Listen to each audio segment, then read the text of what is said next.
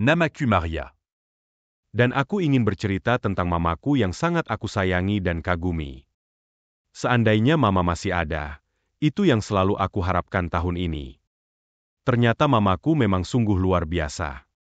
Dia bekerja untuk membantu perekonomian keluarga, mengerjakan pekerjaan rumah, bahkan mengurus anak dan suaminya.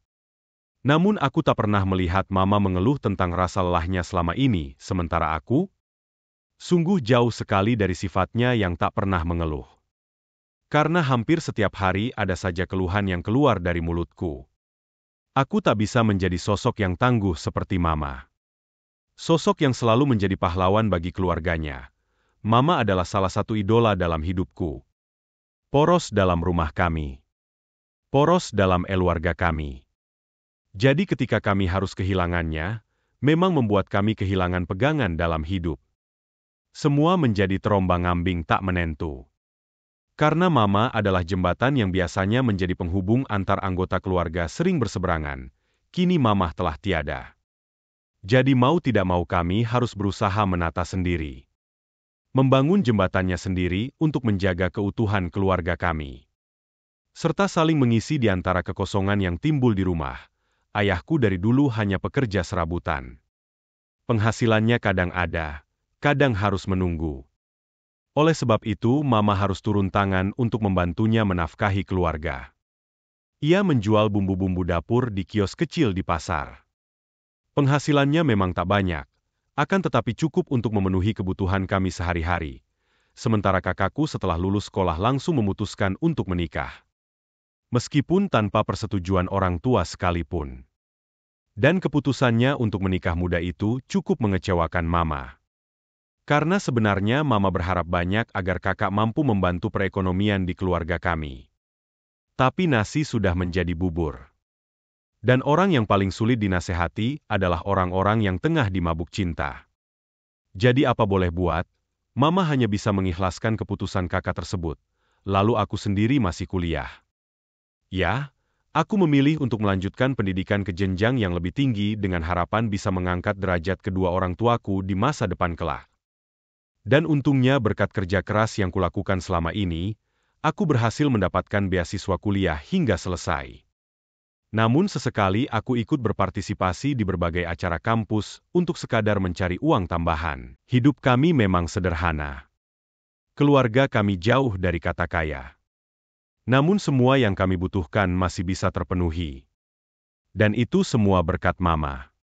Ia selalu mencoba memenuhi apapun yang kami butuhkan. Jika dirinya tak mampu membelikan apa yang kami butuhkan, ia akan mencoba mencari dengan meminjam kepada keluarganya atau kerabat terdekatnya. Bahkan tak jarang mama akan mencoba membuatnya sendiri jika dirasa ia mampu. Kreatif memang. Beruntung aku memiliki mama seperti dirinya. Komunikasiku dan kakakku pun sangat bagus hanya pada mama. Ayahku cukup pendiam, sehingga cukup sulit berkomunikasi dengannya. Bahkan tak jarang kami mengobrol dan berakhir dengan saling diam, karena kehabisan topik obrolan. Namun berkat mama sebagai poros dari kami semua, kami tetap mampu berkomunikasi selayaknya keluarga normal. Obrolan di meja makan adalah salah satu hal yang menyenangkan di rumah kami. Menyantap masakan mama yang super enak, sambil membahas banyak hal yang kami alami hari itu. Disinilah momen keluarga kami terasa hidup. Seperti keluarga cemara, mama juga jadi tempat curhatnya kami para anggota keluarga. Walaupun kakakku perempuan, aku tetap jauh lebih nyaman untuk curhat dengan mama. Karena mama akan selalu mendengarkan apapun yang aku ceritakan, dan apapun yang aku rasakan. Tanpa sedikit pun menggurui. Ia akan selalu menjadi pendengar terbaik dalam hidupku. Akan tetapi beberapa tahun lalu, mama pergi menghadap Sang Pencipta. Aku masih mengingat jelas bagaimana hari itu berlalu. Hari di mana mama harus pergi meninggalkan kami semua. Saat itu, aku sedang menyantap makan siangku bersama kakak angkatku di kafe depan rumah sakit. Sedari pagi aku belum juga makan dikarenakan harus menjaga mama. Lalu aku pun dipaksa untuk makan siang agar tidak jatuh sakit juga. Namun saat suapan ketiga yang akan masuk ke mulutku, tiba-tiba kakakku menelepon. "Mar, cepat ke ruangan mama. Mama sudah tidak ada." Ucap kakakku tanpa sempat memberikan salam. Aku yang sedang berusaha mengunyah makanan, tentu saja terkejut dan tanpa sadar menyemburkan segala yang ada dalam mulutku. Tanpa mencuci tanganku, aku langsung berlari tanpa berkata apapun pada kakak angkatku. Aku berlari semampuku sambil menangis. Jarak dari kafe ke ruang rawat Mama cukup jauh.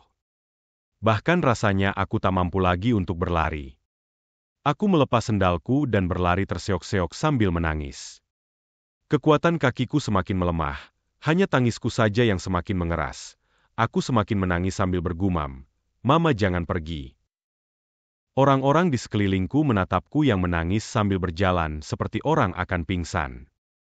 Bahkan aku sempat mendengar ada dari mereka yang berkata, "Kasihannya." Aku tidak peduli lagi bagaimana orang lain menatap bagaimana hancurnya penampilan aku hari itu. Karena memang benar, aku hancur. Hatiku remuk, duniaku seolah runtuh. Aku kehilangan porosku. Aku kehilangan soulmate-ku. Aku kehilangan orang yang paling aku sayangi. Aku kehilangan mamaku, ketika tiba di depan ruangan rawat Mama. Kakak dan ayahku sudah menangis. Aku langsung masuk ke dalam ruangan. Dan Mama sudah tiada. Setelah kepergian Mama, aku dan ayah hanya tinggal berdua di rumah sekarang. Karena kakak-kakakku sudah memiliki rumah tangga sendiri. Kehilangan Mama masih terlalu berat untuk aku dan juga ayah. Ayahku juga jadi semakin pendiam. Tak banyak hal yang ia ceritakan. Tak ada yang tahu bagaimana hancurnya hati ayah. Kami berdua juga jarang berkomunikasi. Hanya sekadarnya. Kehangatan rumah kami kini mendadak hilang. Setelah 40 hari kepergian Mama, ayah mencoba untuk meneruskan kios yang sudah Mama bangun dari nol. Aku tentu saja setuju, agar ayah punya kegiatan dan tidak terus-menerus kepikiran Mama. Namun sekitar setahun kemudian, kami memutuskan agar ayah berada di rumah saja. Dan aku yang mengambil alih kios. Kami ingin ayah menghabiskan banyak waktu untuk beristirahat, bermain dengan cucu-cucunya dan melakukan hal-hal yang ia senangi. Seperti memancing, bermain catur dan berkebun, dan inilah aku. Akulah yang kini meneruskan perjuangan Mama. Aku harus bekerja mencari uang untuk memenuhi kebutuhan kami sehari-hari. Aku yang harus melakukan semua pekerjaan di rumah. Dan ternyata itu cukup berat untukku. Aku cukup kelelahan untuk semua aktivitas yang aku jalani sekarang. Ternyata aku tak sekuat dan setegar Mama. Bahkan komunikasiku dengan anggota keluarga yang lain sangat buruk tanpa Mama. Tak hanya sekali dua kali, aku merasa terpuruk bahkan depresi. Aku hampir mengeluh kelelahan setiap hari. Aku stres karena harus memendam semuanya sendiri. Aku tak menyangka akan seberat ini kehilangan Mama. Aku tak menyangka akan menghadapi begitu banyak rintangan setelah kepergian Mama. Mungkin saat Mama masih ada, aku terlalu manja sehingga sekarang dituntut mandiri secara paksa rasanya cukup sulit. Tapi bukankah Tuhan tidak memberikan cobaan melebihi kemampuan umat-Nya?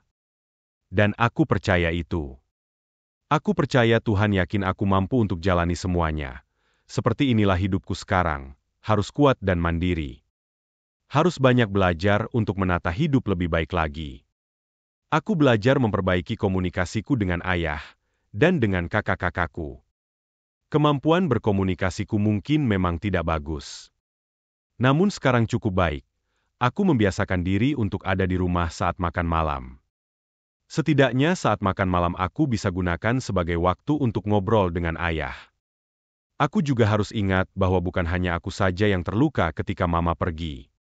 Keluargaku yang lain pun pasti merasakan hal yang sama. Hanya saja mungkin mereka lebih baik dalam menyimpannya dibandingkan aku. Hidup kami memang sederhana. Keluarga kami memang tidak sempurna. Akan tetapi aku selalu berharap kehangatan di dalamnya akan selalu ada. Sama seperti saat Mama masih ada di samping kami. Karena sejauh apapun aku pergi, keluarga adalah satu-satunya tempat paling nyaman untuk kembali. Dari kisah ini kita belajar bahwa Tuhan tidak akan memberikan ujian di luar kemampuan umat-Nya. Dan sosok Mama dalam cerita ini merupakan sosok yang kuat dan tegar dalam menjalani hidupnya yang penuh dengan cobaan. Selepas kepergiannya, semua anggota keluarga merasa sangat terpukul, terkhusus Maria. Si bungsu yang salam ini sangat bergantung pada sang Mama. merasa dunia tiba-tiba runtuh begitu idola hidupnya berpulang. Apalagi saat dirinya dipaksa kehidupan untuk menjadi sosok yang lebih kuat dan mandiri. Namun Maria berhasil membuktikan bahwa dia mampu melewati itu semua dengan versi terbaiknya sendiri. Bagaimana menurut kalian? Tulis pendapat kalian di kolom komentar ya.